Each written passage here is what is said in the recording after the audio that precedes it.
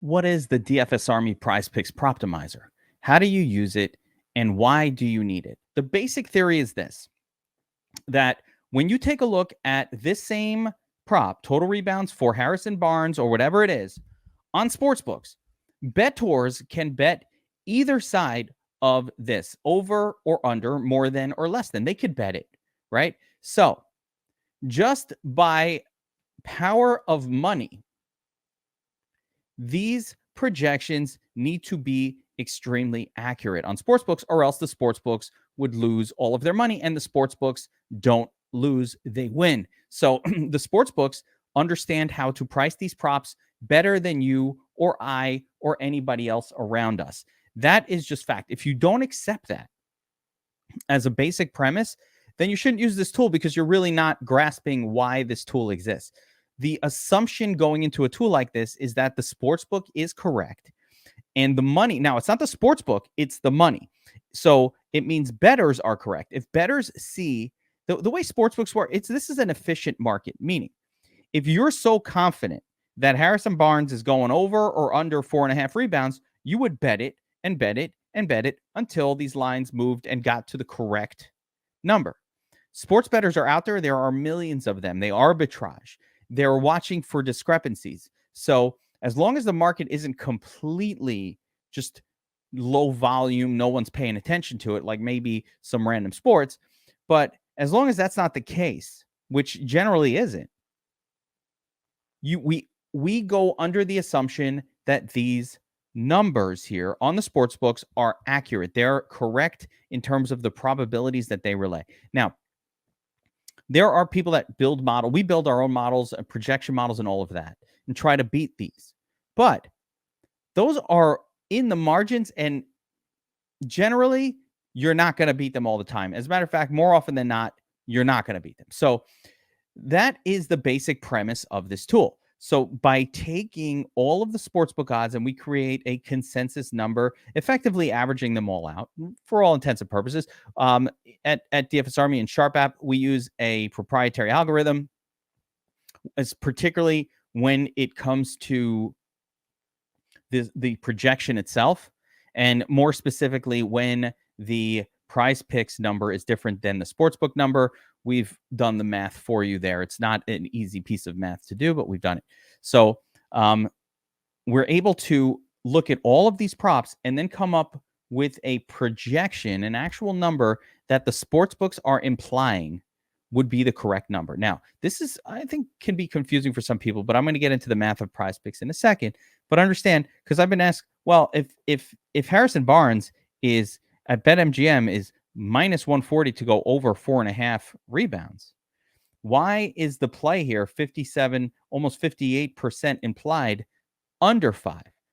Shouldn't it be over 5? And the answer is no. The answer is no, because there's also, there's two sides to every play, and consensus odds have this one at minus 105 to go under 4.5. And when we do the no vig odds on both sides, it's slightly leaning over 4.5, but just slightly, just a little bit. But the PrizePicks number is 5. Therefore, we would be leaning to the under on 5, right? So this is the basic premise. Now, understand the game of, what is the game of PrizePicks, really?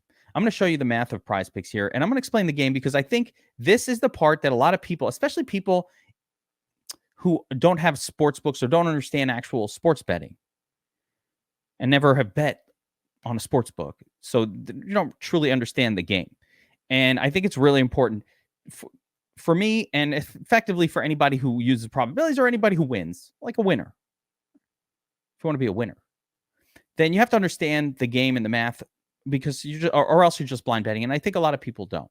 So this is what I want to get into. And I'm going to show you effectively the most basic level on the simplest plays on PrizePicks, which are the power plays.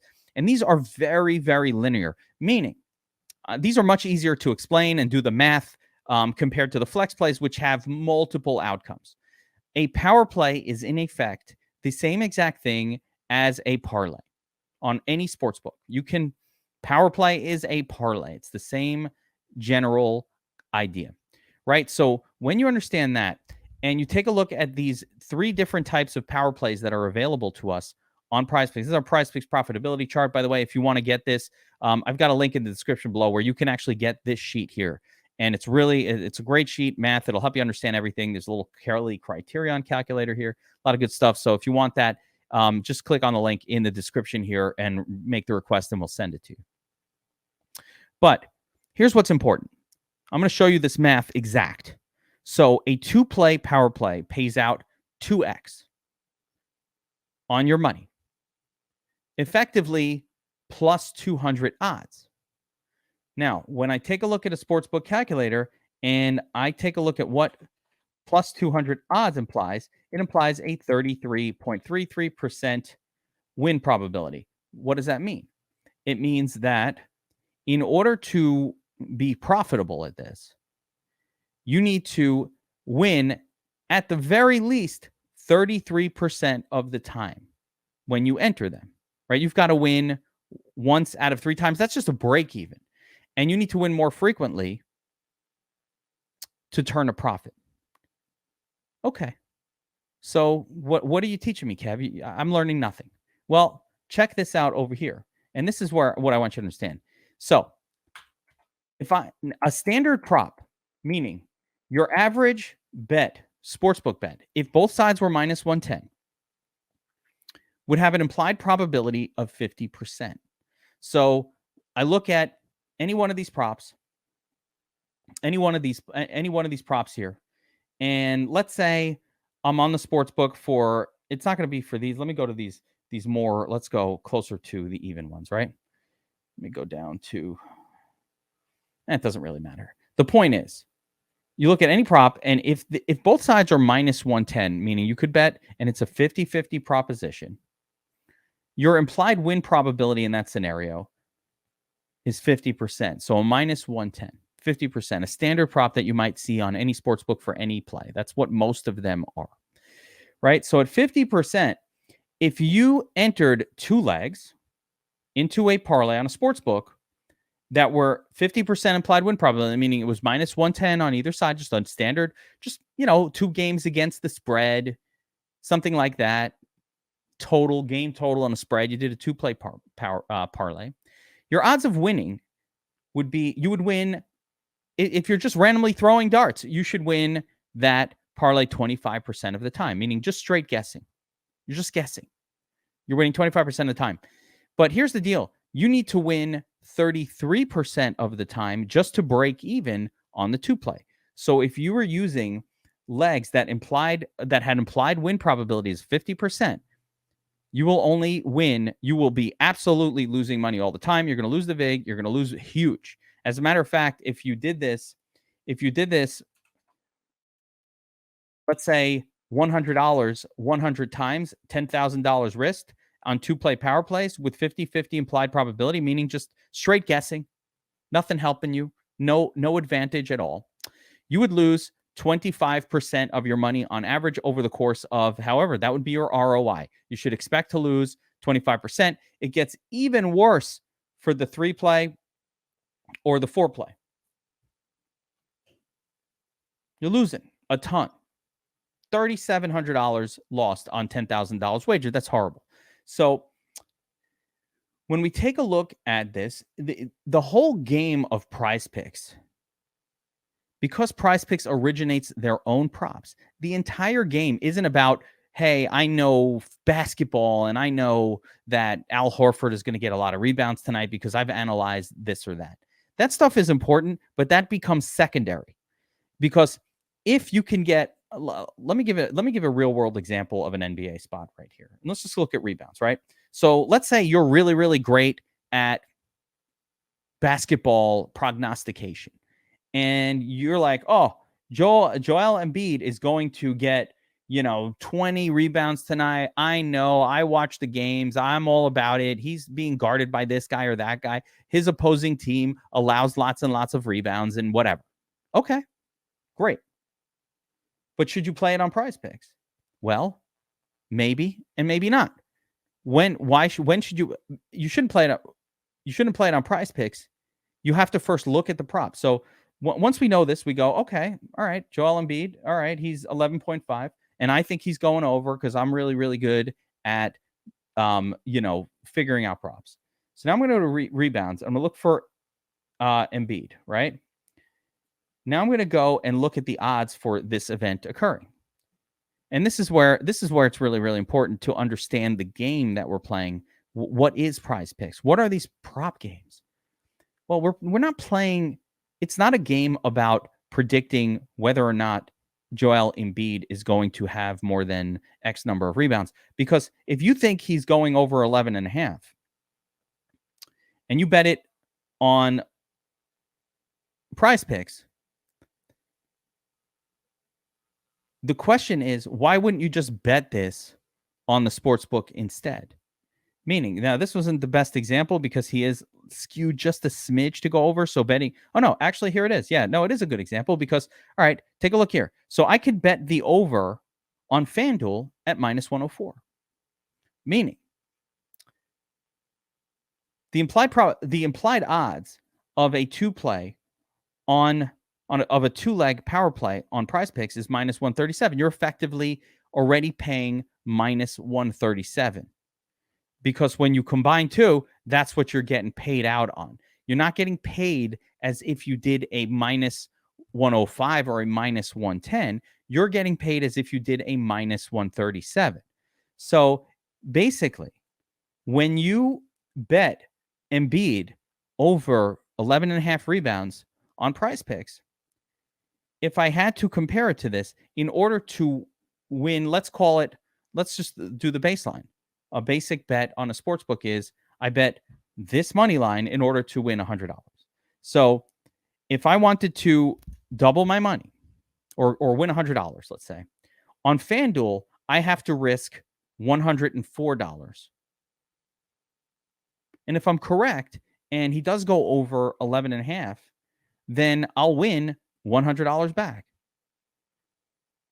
On PrizePicks, in effect, that same profit margin, I have to risk $137 in order to win back 100. So why would you do this on PrizePicks when they're only paying as if it's a -137 when you can get it here on a sports book for $104? This is shopping for the exact. So basically, you're shopping for the exact same product. There's no difference. It's Heinz ketchup in the bottle, 32 ounce. Heinz ketchup. In one store, it costs $1.37. In another store, it costs $1.04.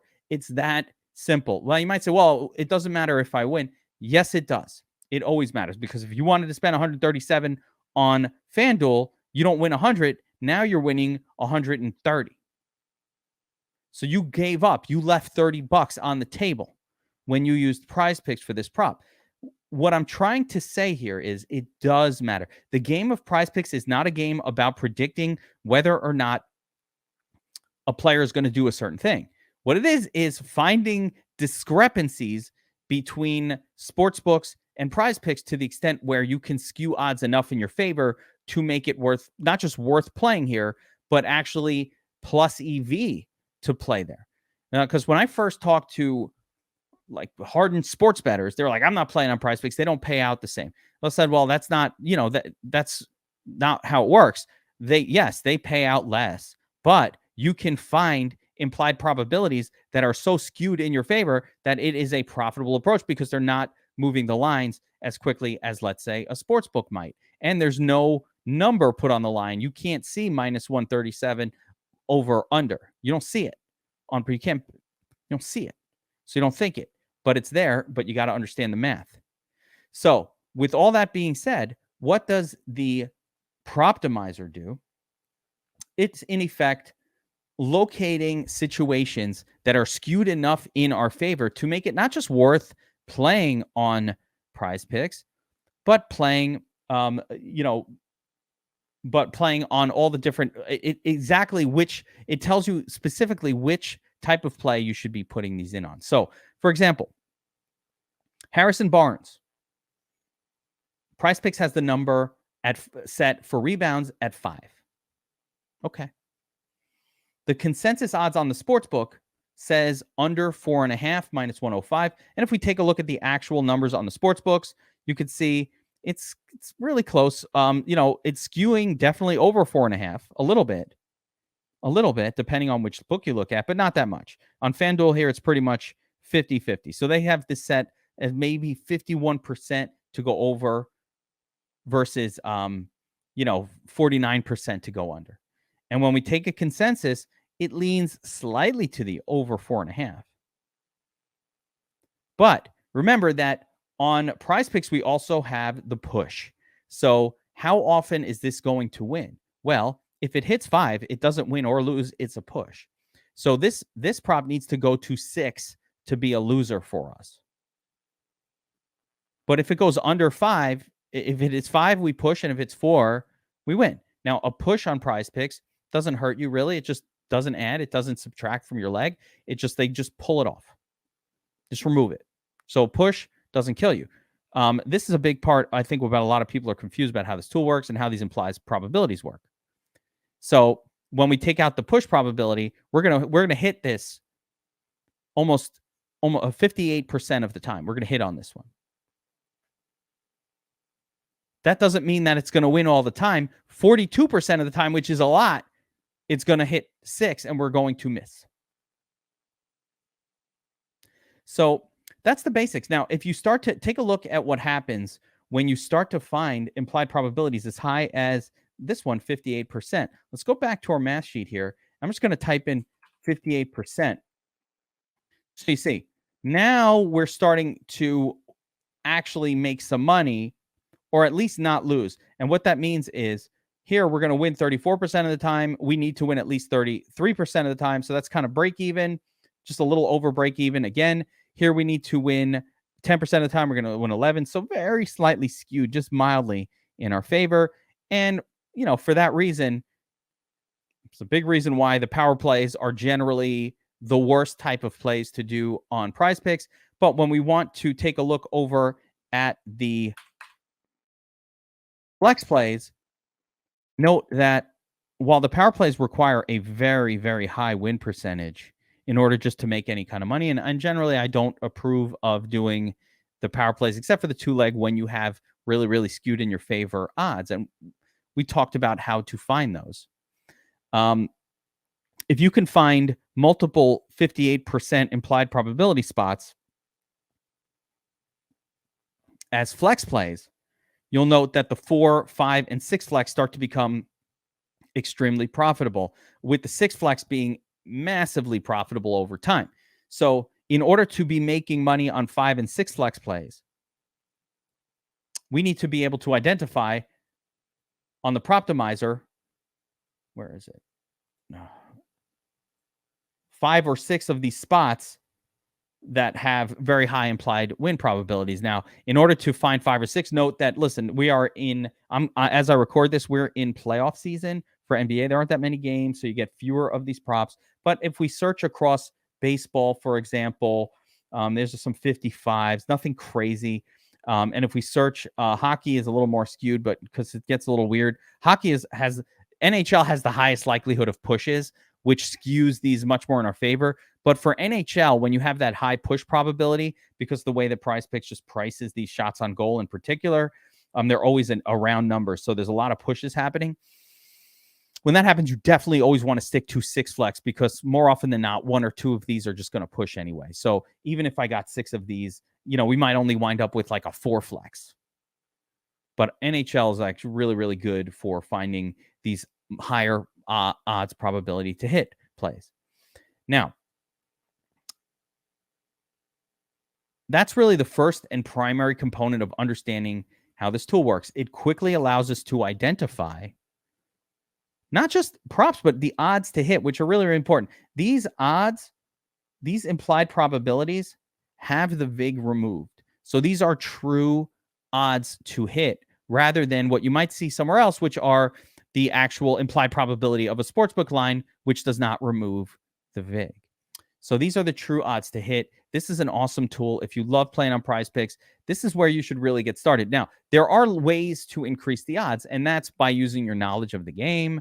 Also, I made a whole other video about effectively live play and how the live game stuff is the most skewed in our favor of anything that you could be, but it hits real quick. And there are some tricks to it that you need to be able to do, again, to be profitable on live plays. But when it comes to regular plays like pregame and stuff like that, it's really important to understand that this is where I wanted to get to. You have to win these very infrequently to break even. So we talked about the win frequency required for, let's say, a 2-play. And we could start to get into the flex plays because they're actually more important. But for a 2-play, you need to win this once every 3 times to be break even.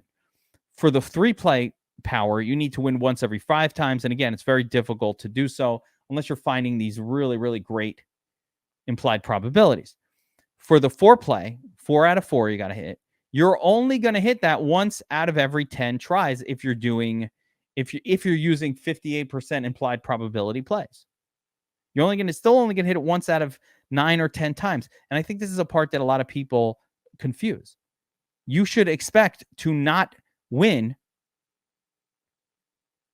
9 out of the 10 times that you put a ticket in. You only need to win once to break even. If you can win 3 times out of 20, you're crushing money, and it's super unlikely that you could do it. Just for the 4-play, you only need to win it 3 times out of 20. 2 times breaks even. 3 times is massive profit margin. But that means you're losing 17 of the 20 tries. You are not winning. You're losing. And it's a lot hard for a lot of people to lose, which is why unit size is really, really important. Kelly criteria, 1 to 2% of your bankroll on any of these bets. Never more. Never more. Unless you find something crazy skewed in your favor. With the 5 and 6 flex, 6 flex implies to hit 6 out of 6. That's 24x, odds of 2,400. Now, let me go to our bets calculator and just understand what that means. 2,400.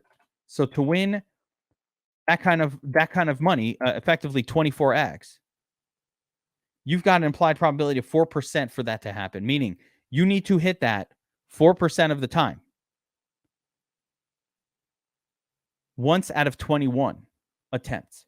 So again, if you're putting in 6 flex plays and you're like, oh man, I tried this 3 times and I lost. This sucks. The proptimizer sucks.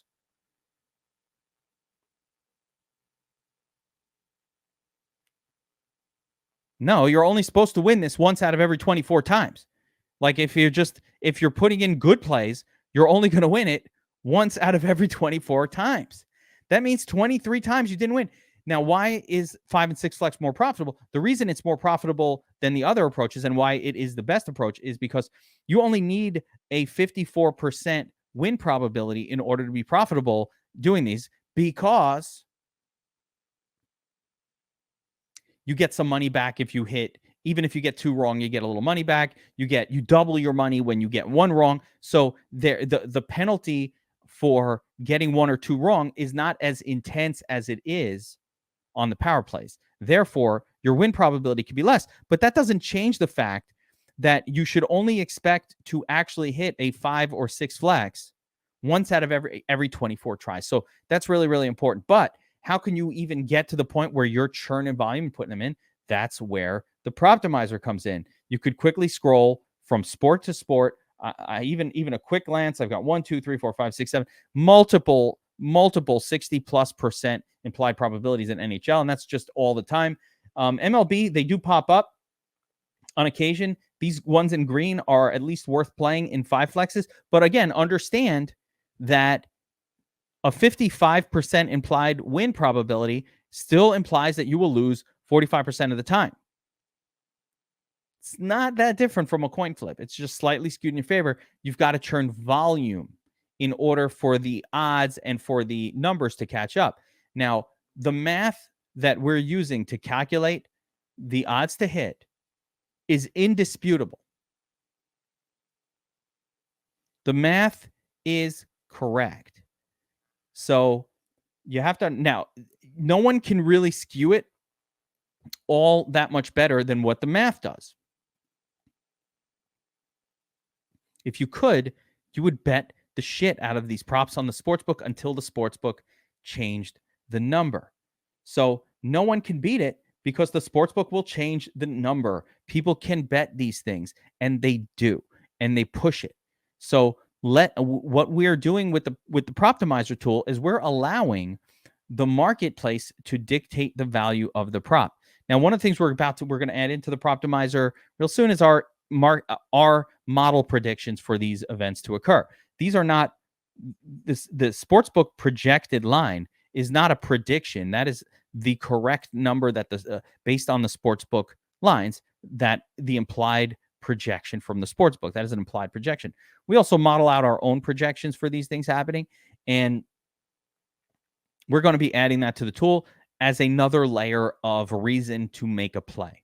It should never be the primary, because if you're not skewed on the sportsbook enough to make it worthwhile, then you should just be playing these on the sportsbook. You should not play them on PrizePicks, because PrizePicks pays out as if the odds are minus 137, not minus 110. If you can get it for any better than minus 137, you should be taking that on the sportsbook. So again, just a brief explanation here of how the proptimizer works, how this tool works.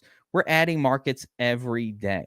So the more markets we add to this, the more comparables we have across PrizePicks, the better we will be at identifying these spots. Take a look here. You could see that the update arrow is twitching. What that means is, some numbers change. So this refreshes on screen, this tool.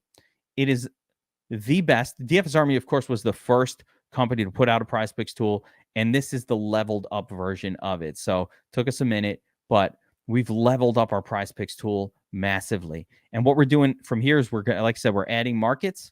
We're adding different props, as many different ones as we can, as many different markets as we can get in here, because the more we can use the data that we have at our fingertips to identify these spots, we could just turn our brains off and say, all right, I accept it. I accept the numbers. I accept that the bettors are correct. The people betting both sides of the prop are correct.